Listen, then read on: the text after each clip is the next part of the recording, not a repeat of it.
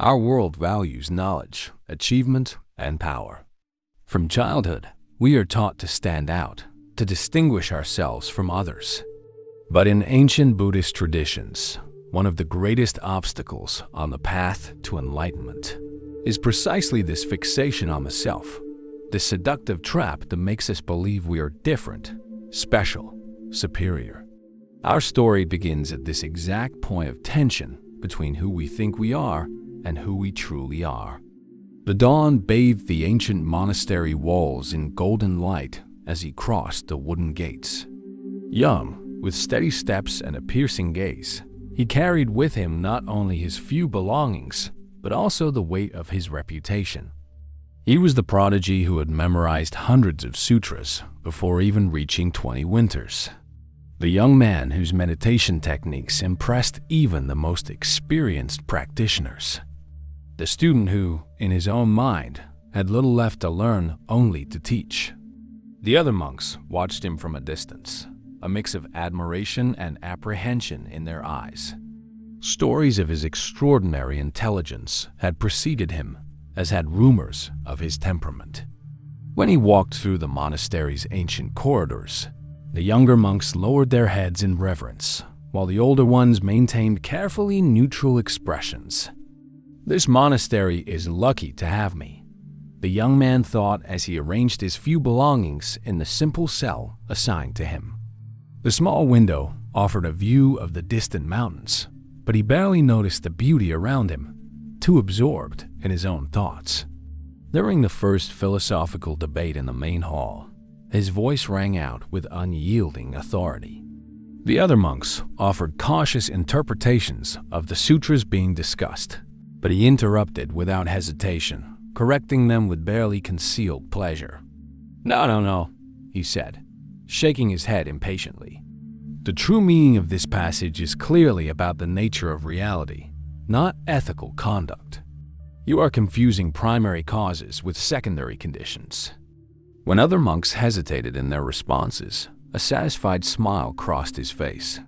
When the masters offered fundamental teachings, his eyes revealed barely concealed boredom. Too basic, he murmured to himself, convinced his time would be better spent on deeper reflections.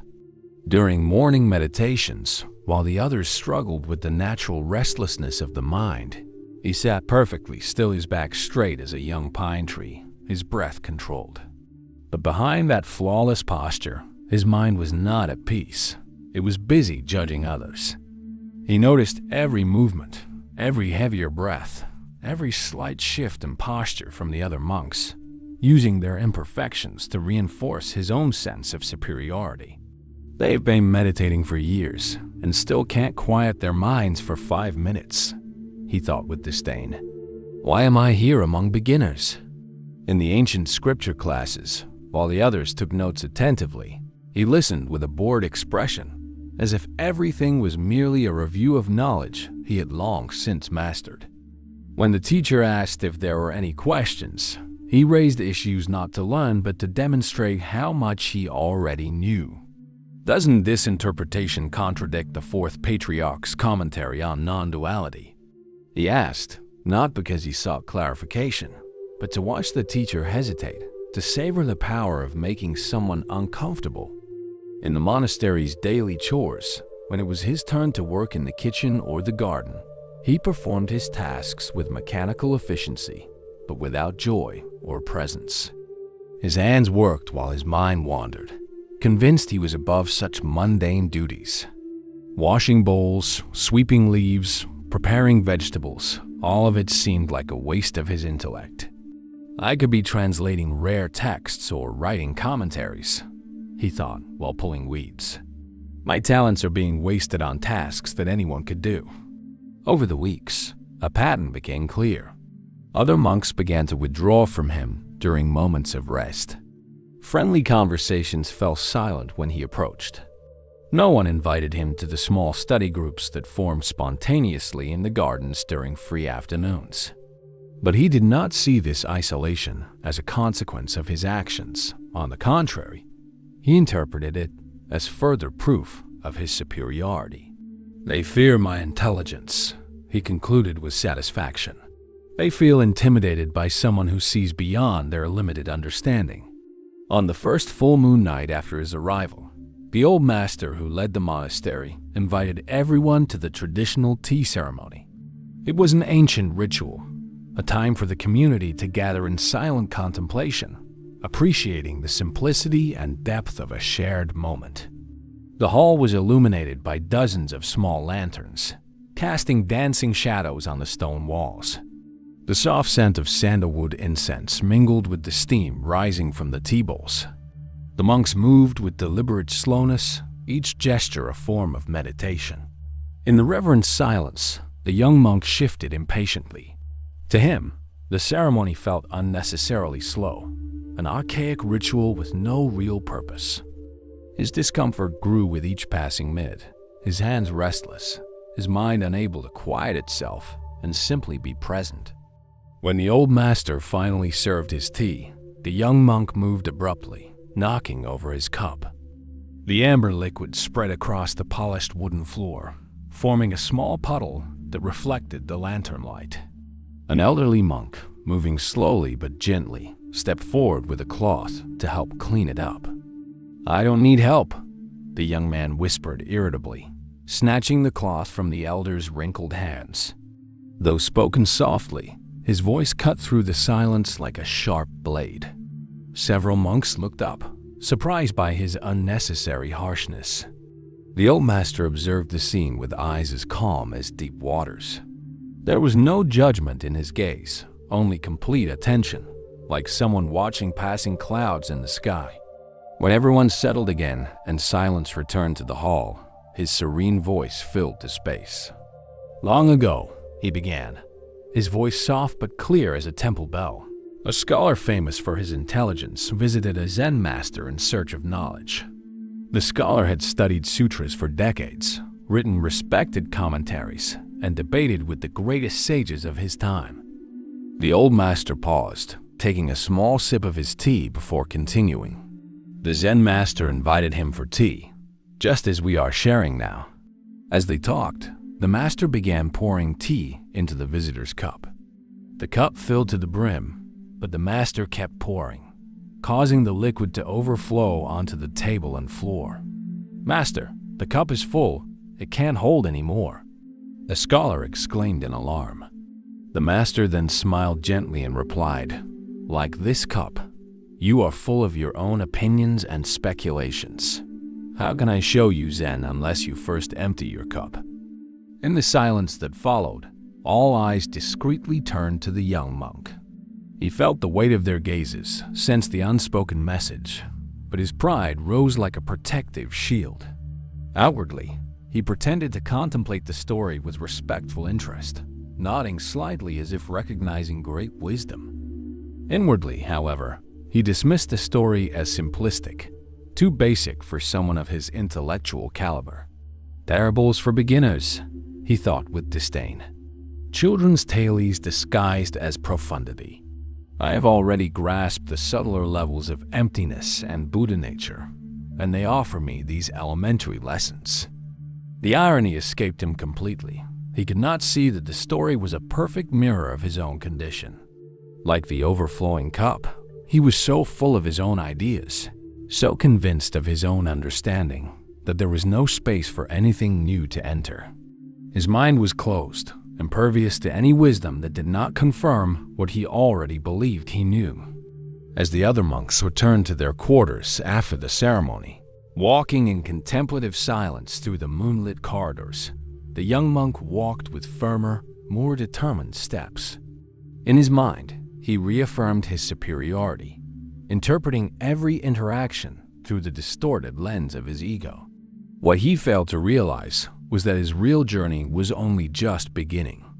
Not a journey of accumulating more knowledge, but the arduous crossing into the unknown territories of humility and true self-awareness. The path ahead would be more challenging than any sutra he had ever memorized, more demanding than any meditation technique he had mastered. It would be the journey of recognizing his own emptiness, not the philosophical emptiness he spoke of so eloquently, but the emotional void his pride had created, separating him from community and true wisdom. The first light of dawn spilled through the monastery corridors as the monks silently made their way to the morning meditation. Days had turned into weeks, and weeks had slowly become months since the arrival of the young monk. The seasons were beginning to change, the leaves in the central garden turning golden, as if nature itself were trying to teach a lesson on impermanence. But it wasn't just the landscape that was changing. Something subtle, almost imperceptible at first, was shifting within the monastery's social fabric. A silent transformation that the young monk was beginning to sense, yet could not fully understand. It was the silence. Not the sacred silence that naturally permeates a monastery, the silence of deep meditation, the respectful silence during study, the contemplative silence of communal meals. This was a different kind of silence, a silence that emerged when he entered a room. Lively conversations that suddenly lost their energy, philosophical discussions that turned into shallow remarks, spontaneous laughter that withered in the air like flames extinguished by the wind. In the dining hall, he noticed that the seats around him remained empty, even when the room was full. During collective work periods, the other monks seemed to find tasks that took them far from his presence. In the evening study sessions, when monks traditionally gathered to discuss the day's teachings, no one sought his opinion, despite his vast knowledge. Envy, he initially concluded, reinforcing his armor of pride. They cannot bear someone who sees further, who understands more deeply. But beneath this layer of self-defense, something began to trouble him, a discomfort he could not quite name. During long hours of meditation, when he was supposed to be contemplating the nature of reality, he found himself instead thinking about the social interactions that weren't happening, the connections that weren't forming. One particularly beautiful autumn afternoon, as he walked through the eastern corridor with an ancient text he planned to study, he heard something that had become rare in his experience, the sound of genuine joy. Animated voices came from the small inner garden, where the ancient ginkgo tree formed a golden canopy. Sincere laughter, exclamations of understanding, the unmistakable sound of minds expanding together.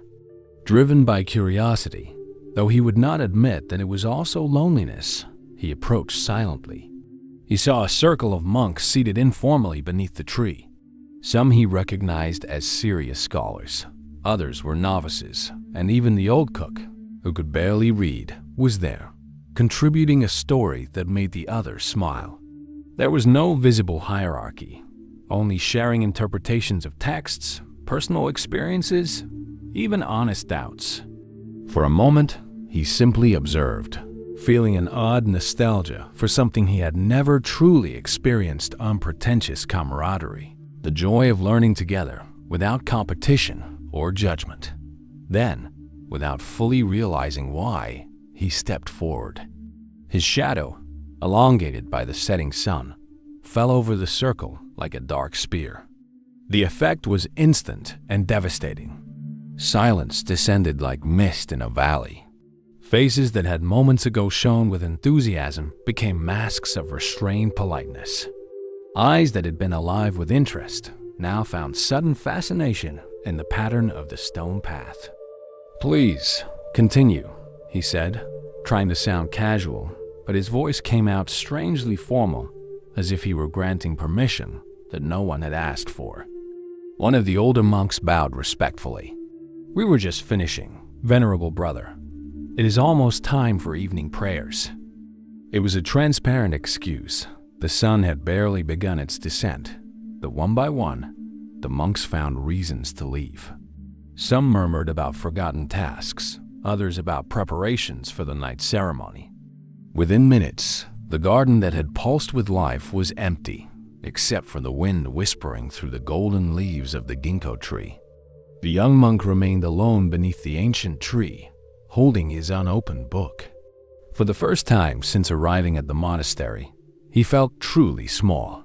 Not the smallness that comes from humility, but the painful shrinking of someone who suddenly realizes they have built walls instead of bridges. That night, he sat alone in his small cell. The silver light of the moon filtered through the rice paper window, casting ethereal patterns on the wooden floor. Outside, cicadas sang their nocturnal song, a melody that seemed to amplify the silence within his heart. There were fears he had never admitted, not even to himself. The fear of not being special enough. The fear of being just another among many. The fear that, without his knowledge, without his intellectual superiority, there would be nothing left worthy of admiration or respect. And for the first time since his arrival, a sincere question formed in his mind, not to impress, not to demonstrate wisdom, but born of genuine confusion. Why? Why did the knowledge that should bring him closer to wisdom seem to push him further from the community? Why had his achievements, instead of being useful tools, become insurmountable barriers? Why did he feel emptier each day, despite his mind being filled with teachings? As if in response to the unspoken call of this sincere doubt, a silhouette appeared in the narrow doorway of his cell. It was the old master of the monastery, whose advanced age did not diminish the dignity of his posture. His hands, though wrinkled by time, held the steadiness of one who had built a life upon the rock of constant practice, not upon the shifting sands of theory.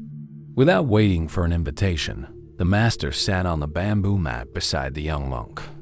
For long moments, he simply breathed in the shared silence. It was not the uncomfortable silence that now surrounded the young monk in his daily interactions, but a silence that was alive, attentive, compassionate. "Do you know the story of Divadetta?" the master finally asked, his voice like pebbles rolling gently in the bed of a stream. Without waiting for an answer, he continued. He was gifted with great abilities, even extraordinary powers. He was close to the Buddha, sharing his blood. But his pride consumed him like fire devours dry wood. The flame of the single candle in the cell flickered, casting dancing shadows on the walls. Devadatta saw himself as superior to the Enlightened One, and in his arrogance, he tried to divide the Buddha's followers. He convinced some disciples to follow him, promising them a more austere path, supposedly purer. But beneath this appearance of superior virtue, there was only the desire to elevate himself. The old master paused, observing how his words were received. The young monk remained motionless, but something in his posture had subtly changed, a nearly imperceptible tension, like someone beginning to recognize their own reflection in an uncomfortable story. His actions eventually left him completely isolated, the master continued. Tradition says the earth opened and swallowed him, but perhaps the real lesson is that his own pride was the abyss that consumed him. The old master adjusted his posture before adding, "In the Diamond Sutra, the Buddha teaches that those who see themselves as separate or superior to others are like leaves that consider themselves independent from the tree, failing to realize they share the same roots. The leaf that believes itself greener, more perfect than the others, will still wither and fall when its time comes."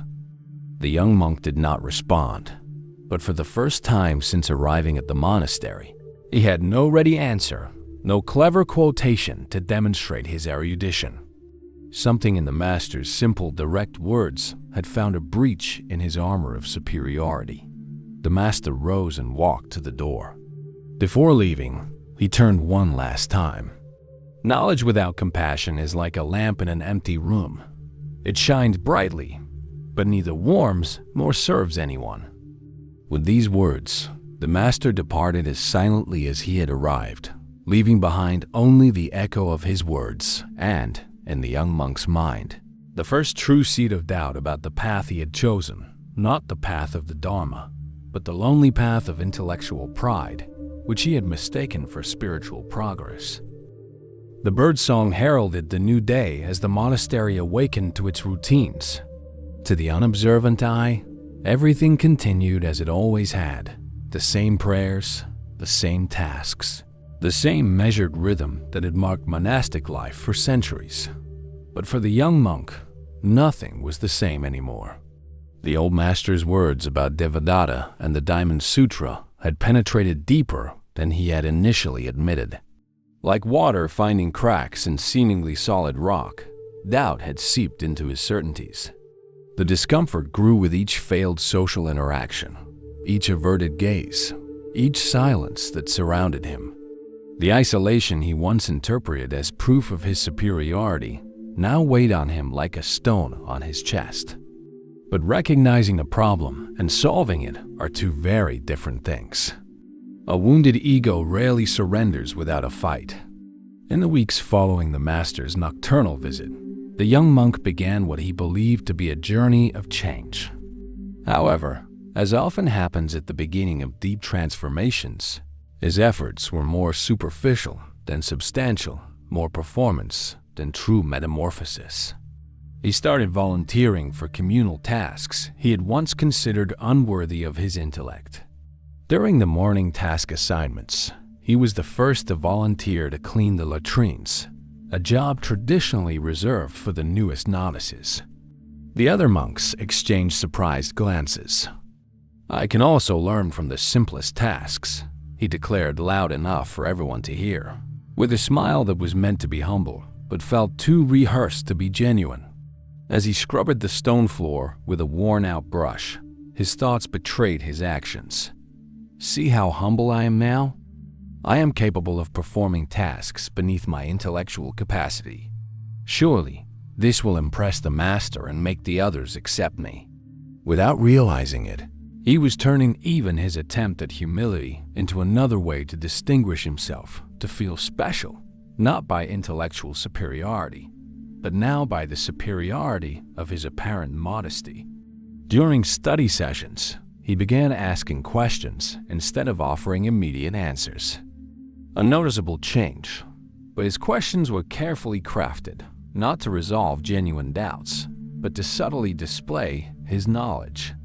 "Venerable teacher," he asked with feigned hesitation, "could this sutra interpretation not be reconciled with Master Nagarjuna's commentary on emptiness? I am merely trying to understand the relationship between these profound teachings." The very phrasing of his question revealed his intent not to learn, but to demonstrate that he was already familiar with both the sutra and the complex commentaries of Nagarjuna, considered among the most difficult in Buddhist literature. During communal meals, he served others before himself, but there was something theatrical in his gestures, as if he expected silent applause for his generosity. His eyes discreetly sought signs of approval as he filled the bowls of the elder monks. His new humility was like an ill-fitting robe. It did not come from within, but was worn over an ego still intact. It was pride wearing the mask of modesty. One morning, during the sutra recitation, a young novice no more than 16, recently arrived from a distant village, stumbled over the words of a particularly difficult passage. Instead of the usual respectful silence that accompanied such mistakes, the young monk saw an opportunity to demonstrate his newfound compassion. He approached the novice with a smile meant to be kind but carrying an undertone of superiority. "It's cessation of suffering, not overcoming suffering," he corrected, his voice carefully calibrated to sound helpful. "Don't worry, these texts are truly challenging for beginners." The novice shrank like a flower under sudden frost. The other monks watched in tense silence. What seemed, in the young monk's eyes, to be an act of genuine assistance was, in truth, yet another form of belittlement now under the guise of benevolence. The old master, who had been observing from a corner of the hall, approached with slow but deliberate steps. In his hands, he carried a simple object, a clay bowl, worn from use, imperfect in shape yet possessing a beauty that only time and purpose could bestow. "The Buddha taught us about the raft and the river," the master said, his calm voice reaching everyone present. He said, "The Dharma is like a raft we use to cross the river of ignorance to the shore of wisdom. But once we reach the other shore, it would be foolish to carry the raft on our backs instead of leaving it for others to use." The master paused, his ancient eyes meeting the young monks with a gaze that did not judge, but truly saw him. Our knowledge should be used to cross the river of ignorance, not as a burden to display or to make others feel small. Not even subtly, not even under the disguise of help. Then, he placed the clay bowl in the young monk's hands, and he received it automatically. This bowl was made by the hands of a simple potter from the nearby village, a man who has never read a sutra or practiced formal meditation. "Observe its form," the master continued, now addressing everyone. "It is not perfectly round. It has small irregularities, yet it serves its purpose perfectly." Gently, the master poured water into the bowl, which held it without spilling. Its usefulness comes not from its appearance or its maker, but from its inner emptiness, which allows it to receive and offer. A beautiful bowl, perfectly symmetrical, made from the finest jade. If cracked, it cannot fulfill its function. A simple bowl, if whole, can sustain life. The young monk's hands trembled slightly as he held the bowl. The water inside rippled, reflecting his fragmented face. For a moment brief, as the flight of a hummingbird, yet as significant as the first ray of sunlight after a long night, he felt utterly exposed. It was as if the old master could see through the layers of pretense into the core of his deepest insecurities. But the moment passed, and his internal resistance rose again like a protective wall. "He doesn't understand," the young monk thought. "I am truly changing, but they do not recognize my efforts. Perhaps I need to be even more obvious in my displays of humility." The path to genuine transformation is rarely linear. Like a river encountering a mountain, the ego often seeks detours before accepting the need to dig deeper in order to move forward. A mind trained for years to seek superiority does not easily abandon its ingrained habits. That afternoon, in a moment driven by both a sincere desire for change and a need for approval, the young monk did something that surprised everyone in the monastery. He announced that he would volunteer for the most dreaded and avoided task delivering supplies to the isolated Hermitage at the distant mountain peak.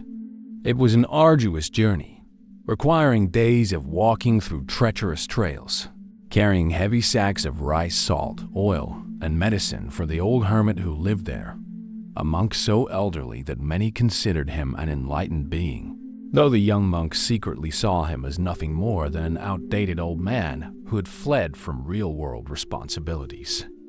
"I will leave at dawn tomorrow," he declared during the evening meal, satisfied with the murmurs of surprise that spread through the dining hall. In his mind, this extraordinary gesture would surely prove his transformation, his newfound humility. It was a visible sacrifice, quantifiable, impossible to ignore. What he failed to realize was that in seeking such explicit recognition of his change, he was merely reinforcing the same patterns he was trying to overcome. True humility does not seek applause. True transformation happens in the depths, not on the surface. The old master, observing from his simple table, merely nodded in silence. His wise eyes reflected not only what the young monk was at that moment, but what he could one day become if the journey he was about to embark on revealed not just the path to the distant Hermitage, but the path to his own heart. The sun had barely risen on the horizon when the young monk set out. The morning mist still embraced the valley, shrouding the monastery in a silver veil that made it look almost ethereal. With a heavy burden on his back, sacks of rice, salt, oil, medicinal herbs, and other supplies, and an even heavier burden in his heart, he began the ascent along the winding trail that led to the heights. The path to the Hermitage was notoriously difficult. It started gently, crossing fields of wildflowers and tranquil groves, but soon became steep and treacherous. Loose stones rolled beneath his feet. Deep ravines opened beside the narrow trail, and cutting winds lashed his face as the vegetation grew sparse. As he walked, his mind wavered between conflicting thoughts. On one hand, he felt virtuous for accepting this task that others avoided. "How humble I am," he thought, pleased with himself. leaving the comfort of the monastery, the libraries, the intellectual debates, to serve an old hermit in isolation. On the other hand, he couldn't help but feel a tinge of resentment. I should be studying the most advanced scriptures, not hauling sacks of rice up a mountain. By midday, when the sun was at its peak and the thin air made each step more exhausting, he found a small spring of crystal clear water bubbling between rocks. He stopped to rest and refresh himself. Looking down at the valley, he saw the monastery now as a tiny cluster of buildings, almost insignificant in the vastness of the landscape. For the first time, he had a literal perspective on how small his usual world truly was. Perhaps the old hermit has some wisdom to share, he thought, reluctantly conceding, though I doubt he can teach me anything I haven't already found in the sutras. The sun was already descending on the horizon when he finally spotted the Hermitage. He was exhausted, his feet blistered, his shoulders aching from the weight he had carried for hours. He had expected to find an imposing structure, something that reflected the supposed spiritual stature of its occupant. To his surprise, what he saw was a simple, almost rustic hut nestled among ancient rocks with a small, meticulously tended garden where medicinal plants and flowers grew side by side. Even more surprising was the absence of any solemnity or gravity that he associated with great spirituality. He heard the cheerful sound of whistling coming from behind the hut, a simple, folksy melody that seemed utterly inappropriate for someone of such reverence. As he approached, the wooden door opened, and the young monk braced himself to meet the imposing figure he had imagined, an austere elder with long white beards, piercing eyes, and a presence that commanded immediate respect. To his utter bewilderment, the one who greeted him was a small man with laughing eyes and patched robes, smiling as if welcoming an old friend long expected. There was nothing in his appearance that suggested spiritual elevation or profound wisdom. He looked like an ordinary old man, perhaps a retired farmer. "You've finally arrived," said the elder in a surprisingly vigorous and warm voice. "The tea is almost ready, and it seems you arrived just in time to escape the storm." The young monk glanced up at the sky, which seemed perfectly clear, but before he could protest, a distant thunderclap confirmed the old man's words. On the horizon, dark clouds were rapidly advancing, carried by mountain winds impossible to predict from the valley below. "How could you?" he began to ask, but was interrupted by a friendly gesture from the elder. Come, put down that burden and rest your shoulders. The rain will be here soon, and I have a simple soup that will warm your bones." As the elder had foreseen, within minutes, thick raindrops began to fall, quickly turning into an impenetrable curtain that made descending the mountain impossible. Thunder made the small hut tremble, and lightning illuminated the simple interior where the young monk now found himself, wrapped in a worn but surprisingly warm blanket. "It looks like you'll have to stay for a few days," the elder said calmly as he served steaming soup into ceramic bowls. Mountain storms this season don't pass quickly. The young monk felt a mix of irritation and resignation. 3 days, perhaps more, trapped in this tiny hut with an old man who seemed to have nothing to offer intellectually. What a waste of his precious time. But as the night progressed and they shared the simple meal, something unexpected began to happen. The elder made no attempt to impress him with sutra quotations or displays of spiritual austerity. He offered no unsolicited teachings and made no effort to establish authority. Instead, he asked about the journey, listened with genuine interest, and shared simple stories from his own life. "Before coming to this mountain, I was a potter in the village down in the valley," he mentioned casually while washing the bowls after the meal. "My hands still remember the feel of clay, even after so many years." "A potter?" the young monk asked, unable to hide his surprise. "I thought you had been a great scholar or a master of meditation." The elder laughed, a surprisingly youthful sound coming from such an aged body. "Oh, I never had a mind for great philosophies or memorizing texts. My hands have always been more skilled than my intellect. But clay taught me more about the nature of reality than many books ever could. Over the next 3 days, trapped by the relentless storm, the young monk observed the elder's daily routine. The simplicity with which he prepared food, the devoted care he gave to the plants he had brought inside during the storm, the mindfulness he applied to every task, whether it was fixing a leak in the roof or meditating in silence as the rain drummed against the tiles. Even more unsettling was the genuine joy that seemed to radiate from the old man, a serenity that did not rely on external recognition or intellectual achievements. He hummed as he worked, laughed easily, and seemed to find delight in the most mundane tasks. During a brief pause in the rain, the elder ran to the garden like a child, checking on his plants, speaking to them like old friends. "Look, they held up well," he exclaimed with genuine happiness, showing the young monk a small purple-flowered shrub that had survived the strong winds. There was an authenticity in the elder that the young monk had never encountered in his studies, or within the monastery walls, not even within himself.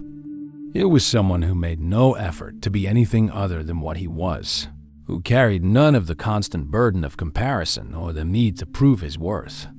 On the third night, as they shared a simple meal by the light of a single candle, the young monk could no longer contain his curiosity. Why would someone with your reputation choose to live like this, in such simplicity? He finally asked. The monks at the monastery speak of you with reverence, as if you were greatly enlightened. You could be in palaces or great temples, advising leaders, teaching multitudes. Why choose this? Nothing. The elder smiled, his eyes reflecting the small flame between them. For a moment, he seemed to look through the young monk, as if seeing not just his words, but the layers of presumption and insecurity behind them. "Do you know the story of Ryokan?" he asked, pouring more tea into the visitor's bowl. The young monk nodded. He knew the story in theory, but waited to hear the elder's interpretation. He was a Zen master who lived in a hut as simple as this one. One night, a thief broke in and found nothing to steal. Ryokan returned and found him still searching. "You came from far away to visit me," he said, "and should not leave empty-handed." So, he offered the thief his own clothes. The thief, confused, took the clothes and fled. Ryokan, sitting naked under the night sky, looked up at the moon and sighed. "Poor man, I wish I could give him this beautiful moon as well." The elder paused, his wrinkled fingers tracing the rim of his tea bowl, a gesture so full of presence it felt like a form of meditation. "The more we cling, the heavier we become," he explained simply. "Even attachment to knowledge and spiritual status can be chains that bind us, keeping us from seeing the moon."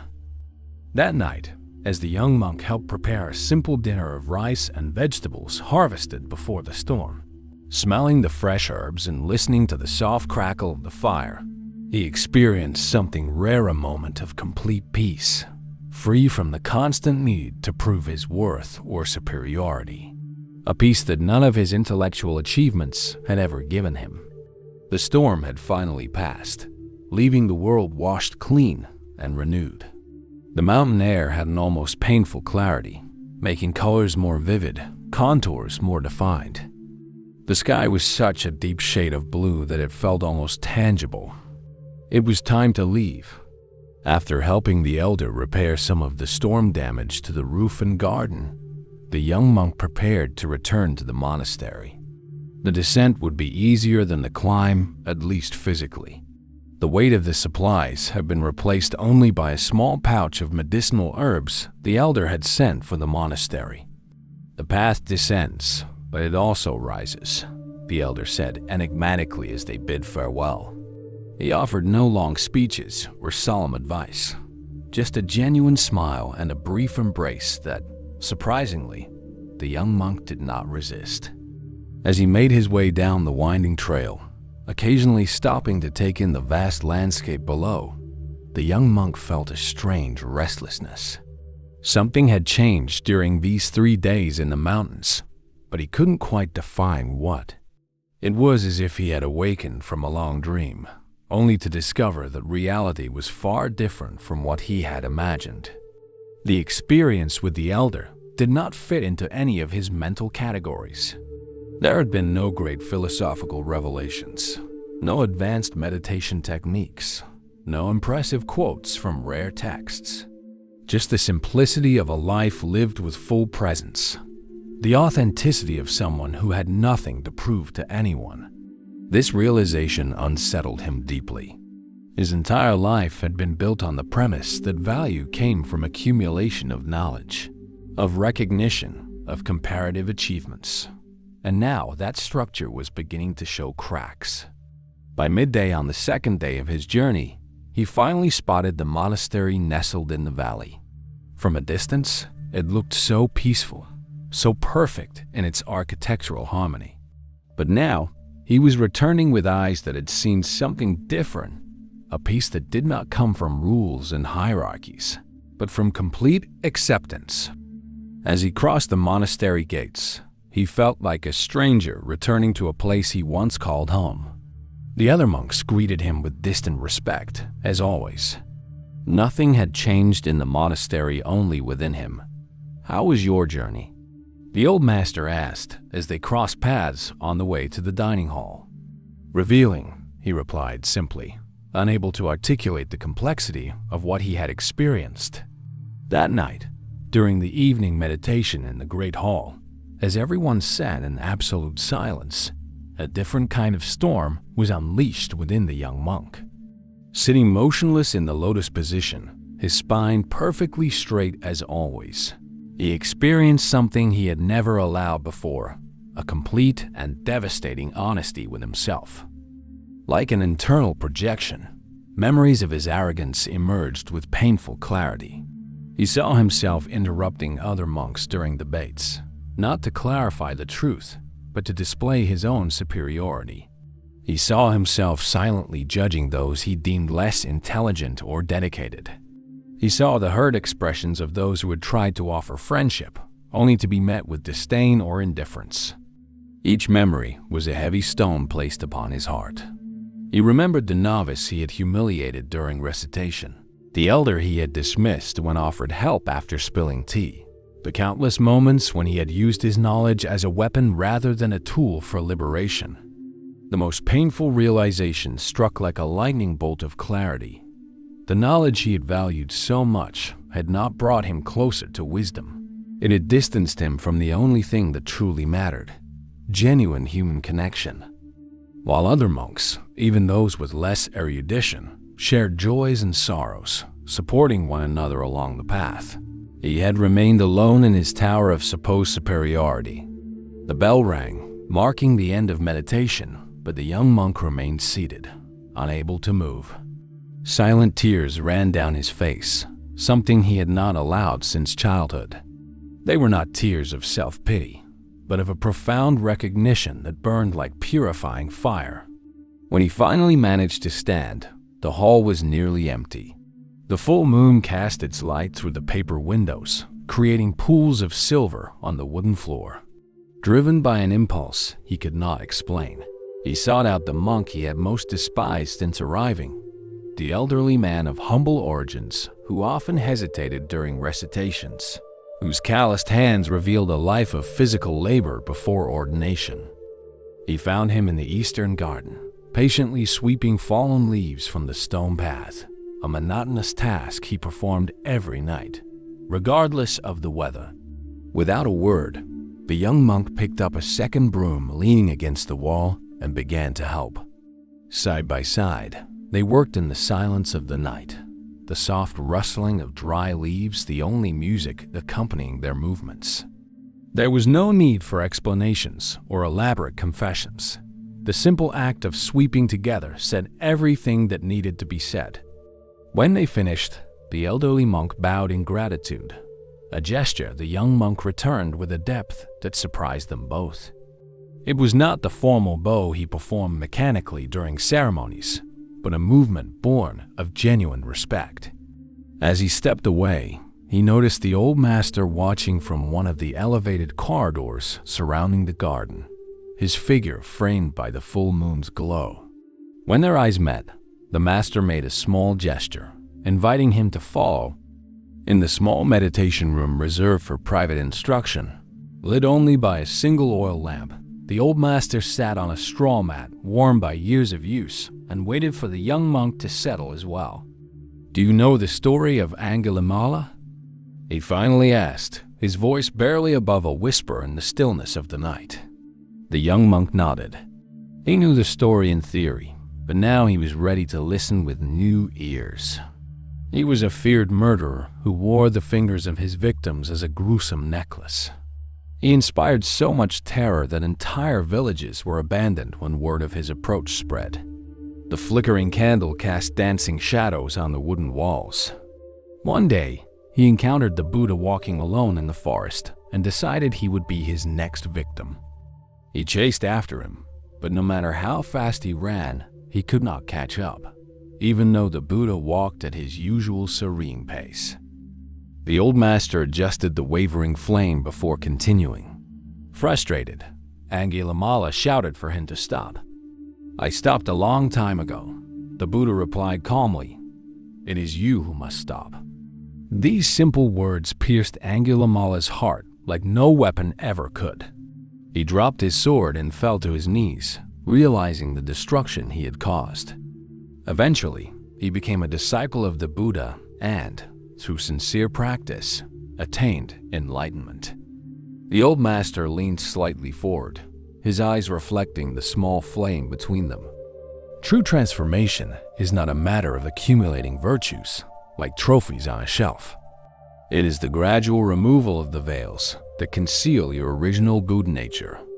Like a sculpture that is not created by adding material, but by removing everything that is not the figure already present within the stone.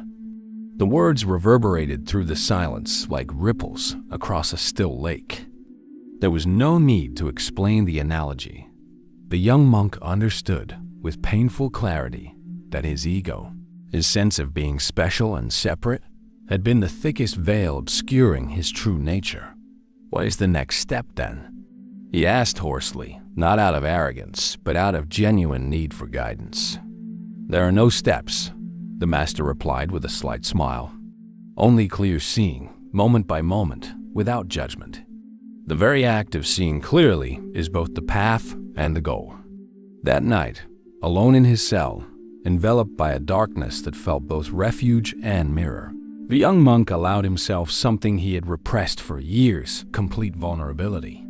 As the moon traveled across the night sky, casting shifting shadows on the floor, he understood that the path ahead would not be easy. But for the first time, he felt genuinely motivated, not by the desire to be better than others, but by the simple longing to be true. The seasons changed. Snow covered the monastery only to melt away and make room for a carpet of wildflowers. As the months passed, a true transformation began to take place, not like a snake shedding its skin yet remaining the same within, but like a caterpillar dissolving completely before emerging as a butterfly. The change started in simple ways. Every morning, before the sun rose, he could be found in the dining hall, preparing the first meal of the day. His hands, once used mostly for turning the pages of ancient texts, now washed bowls, chopped vegetables, and served others with mindful attention to every unspoken need. The children from the nearby village, who had once avoided him due to his stern expression, now ran to greet him when he walked down the trail to teach them reading and writing. He discovered unexpected joy in watching their eyes light up with understanding, a deep satisfaction in sharing knowledge, not to impress, but to illuminate. During philosophical debates, his questions became genuine, not verbal traps to showcase superiority, but sincere expressions of curiosity. Where once there had been competition, now there was collaboration. Where once there had been judgment, now understanding and empathy flourished. One day, during a study session, a newly arrived young monk made a mistake in interpreting a text the exact kind of error his former self would have used as an opportunity for public humiliation. Instead, he waited until the end of the session and gently offered private guidance, sharing his own early struggles with that very passage. The old master, passing through the corridor at that moment, observed the scene with a small smile. Later, he found the young monk meditating in the small rock garden, where the flowing patterns in the raked sand represented the rivers of life. The Buddha taught about the lotus that grows in the mud, the master said, sitting beside him. The deeper the mud, the more beautiful the lotus that emerges. Your challenges were not obstacles, but the fertile soil for your true blooming. The silence that followed was full, alive with shared understanding. Finally, the master softly recited, as one offering a precious gift. Better than 1,000 empty words is a single word that brings peace.